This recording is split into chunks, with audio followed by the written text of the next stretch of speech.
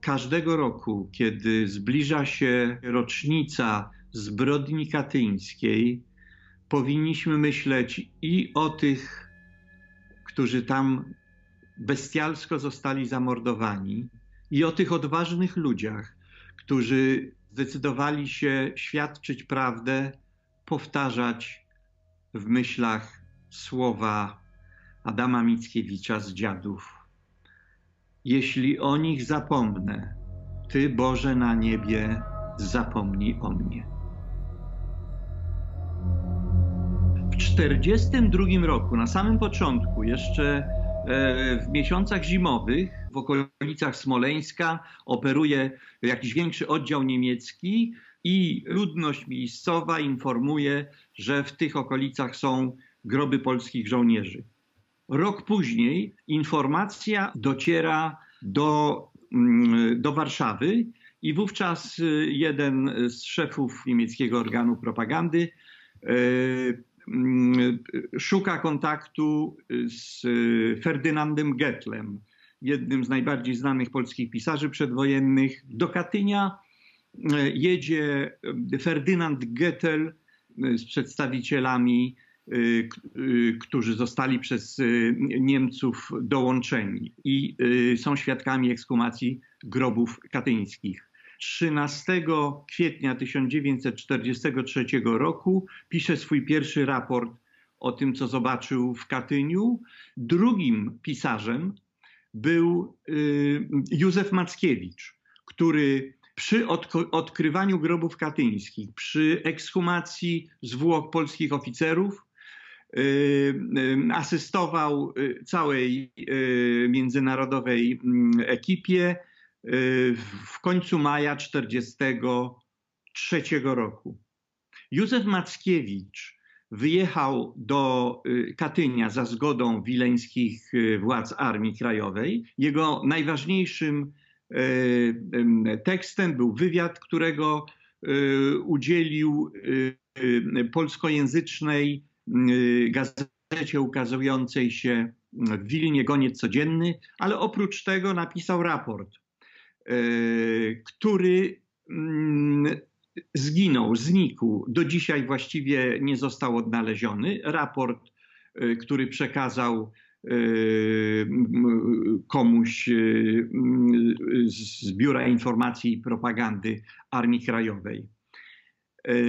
Raport z 1943 roku Ferdynanda Gettla odnalazł się i my go dzisiaj znamy. Raport Mackiewicza się nie odnalazł. Natomiast po zakończeniu wojny on napisał na temat Katynia ponad 20 artykułów. Przygotował książkę w 1946 roku, kiedy dotarł do drugiego korpusu, Zbrodnia katyńska w świetle dokumentów. Ta książka była tłumaczona na wiele języków, mimo że nie było podstawy polskiej. No i w co najmniej kilkunastu, jeśli nie kilkudziesięciu językach znane były omówienia.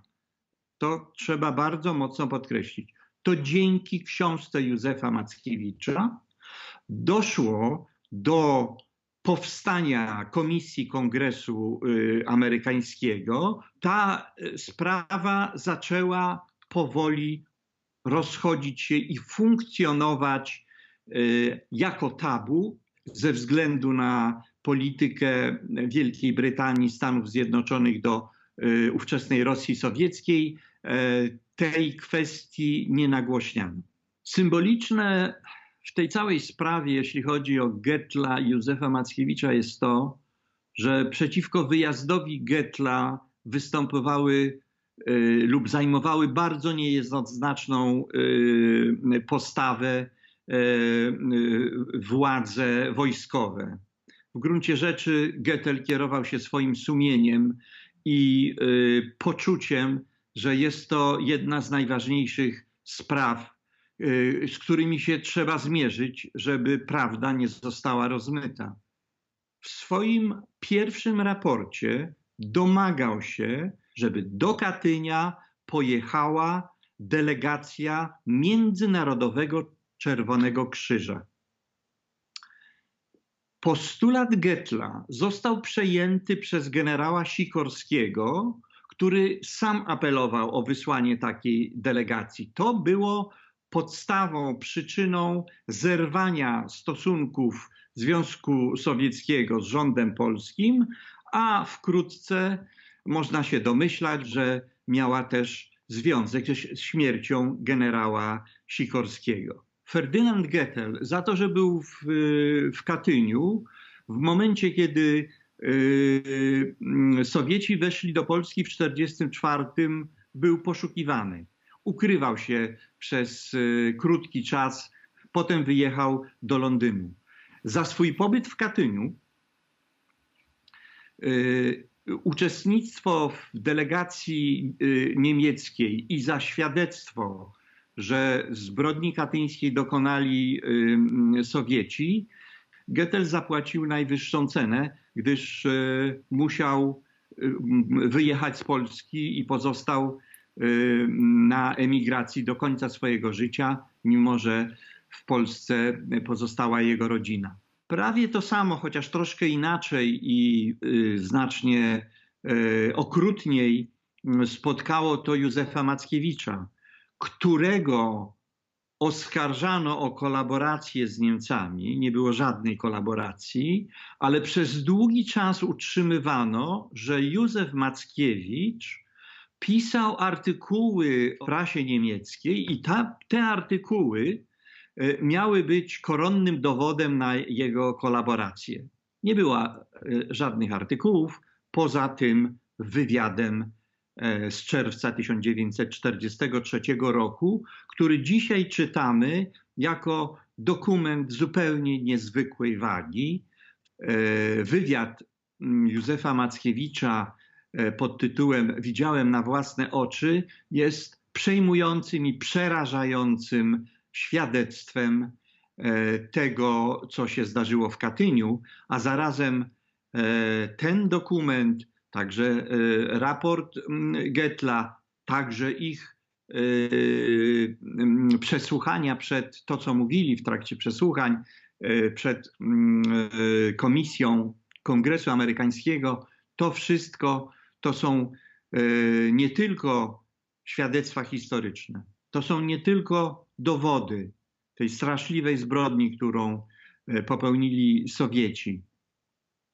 To są także świadectwa charakteru ludzi, którzy odważyli się nawet wbrew przekonaniu swojego otoczenia, swoich bliskich, odważyli się zaryzykować całe swoje życie po to, żeby Katyń nie został wytarty z pamięci świata. I warto jeszcze dodać, że to świadectwa Ferdynanda Gettla i Józefa Mackiewicza zablokowały sowiecki plan porośnięcia grobów katyńskich wysokimi drzewami tak, żeby nikt nigdy nie mógł ich odkryć.